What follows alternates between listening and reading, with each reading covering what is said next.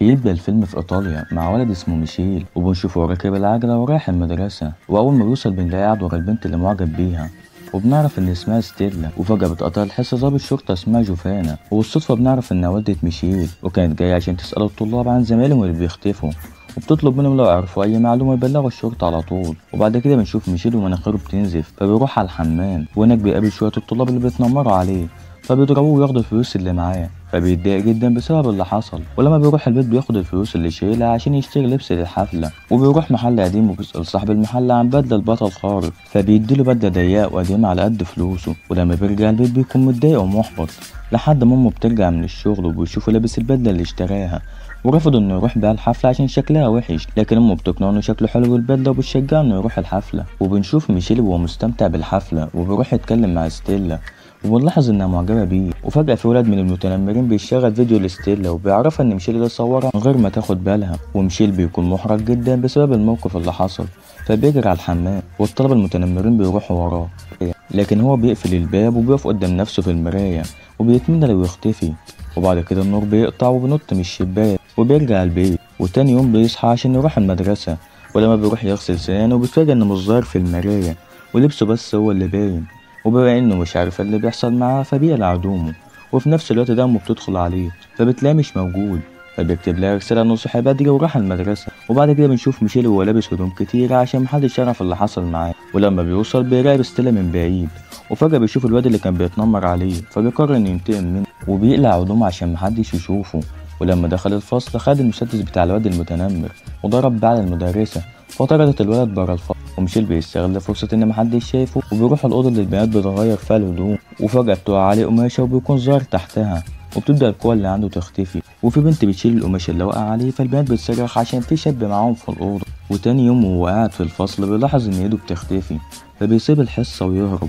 ولما بيرجع البيت بيتفاجئ إن أخته الصغيرة في الأوضة بتاعته، فبيتداري نفسه وبيطلب منها تخرج من الأوضة، لكنها بتفتح الباب وتقفله كأنها خرج. ولما بيسمع صوت الباب اتقفل بيقلع هدومه، ولما اخته بيشوفوا المنظر ده بتخاف وتصرخ، فبيهداه ويقولها ان البدله بتاعته ادته قوه خارقه. وفي نفس الوقت ده جوفانا بتسال دكتور نفساني عن السبب اللي بيخلي الاطفال يسيبوا البيت ويهربوا، فبيقول لنا ده حاجه طبيعيه بالنسبه لسنهم.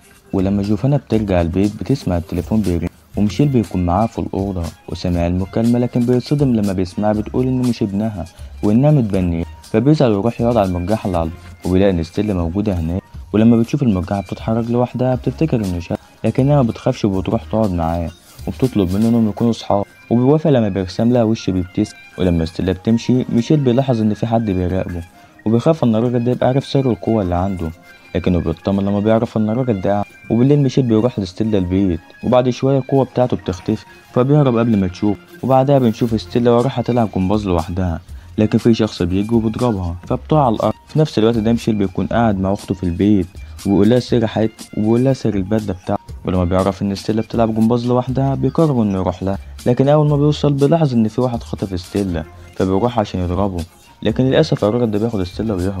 وميشيل بيتصل على الشرطة وبيبلغهم باللي حصل. ولما ستيلا بتفوق بتلاقي نفسها في معمل تجارب، والدكتور بيعمل عليها شوية تجارب، وبعد كده بيحبسها مع 2 من صحابها اللي كانوا مخطوفين. وتاني يوم بنشوف ميشيل وهو قاعد على وفجأة بيظهر قدامه الراجل الأعمى، وميشيل بيسأله عن نفسه، فبيقول له إن أبوه الحقيقي، لكن ميشيل بيقول عليه إنه كداب.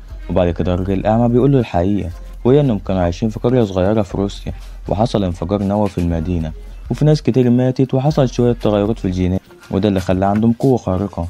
وكان ميشيل أول طفل يتولد وعنده قوة خارقة، والدكاترة خدوه عشان يعملوا عليه تجارب، لكن أبوه وأمه خدوه هربوا من المستشفى، وكان في ناس بتطاردهم وقدروا إنهم يوصلوا لأمه وخلصوا عليه، لكن أبوه قدر إنه ياخده ويهرب بيه ويوديه ملجأ عشان محدش يعرف مكانه. بس العصابة دي عرفت إن ميشيل الطفل اللي بيدوروا عليه عايش في المدينة، عشان كده بيخطفوا الأطفال ويعملوا عليهم تجارب. وميشيل بيتصدم من الحقيقة، وفي نفس الوقت ده فريد صياد بيشك في أبوه وبيحسبه هو اللي بيخطف الأطفال، فبيتصل على الشرطة، وأبو ميشيل بيدي لابنه بدلة تخفي جسمه تماما، وبعد كده بيمسح سكاكة الصياد ويمشي.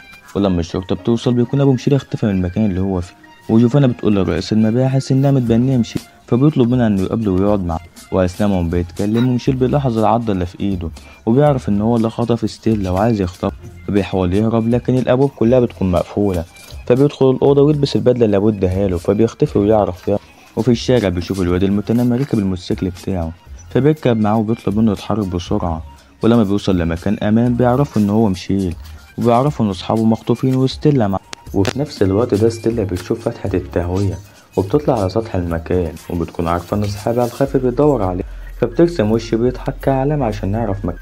وميشيل بيشوف العلامة وبيعرف إن ستيلا هناك، فبيمشي ورا الضوء، وأول ما بيوصل بيشوفوا الحراس هما بيقبضوا على ستيلا، فبيضربهم وبياخد منهم السلاح، وبيخلي واحد من الحراس يفتح باب الزنزانة اللي أصحابه محبوسين فيه. وبعد ما ستيلا وأصحابه بيخرجوا بيلبس الحراس في الزنزانة، ولما بيظهر صحابه بيتفاجئوا منه وبيبقوا عايزين يهربوا بسرعة، لكن ستيلا بتكون مصرة إنها تنقذ الراجل اللي محبوس في الزنزانة. ولما بيروح عشان ينقذوه بنكتشف إنها كانت بتخدع ميشيل عشان توديه للعصابة اللي عايزة تاخده، وبعد كده بيغمى عليها. وبنعرف إن الراجل العجوز ده بيقدر يسيطر على عقول الناس، وبنعرف إنه كان بيتحكم في رئيس المباحث وستيلا عشان يجيبوله ميشيل.